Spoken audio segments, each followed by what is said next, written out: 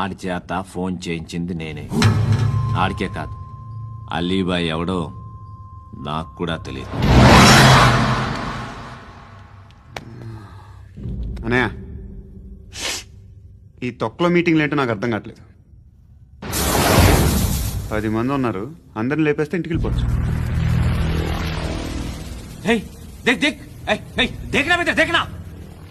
అరే మెంటల్, నీ ఇష్టం నేను మాట్లాడుకో.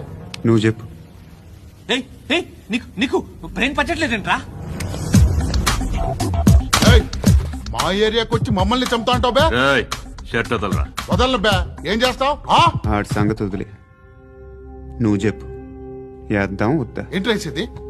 ఏంటి రాసేది? నేను కరెక్ట్గానే ఉన్నాను, నువ్వే ఆలోచించు. అని చెప్పు చాలు. ఏయ్, నిన్న కాక మొన్నొచ్చి ఊయంట్రా.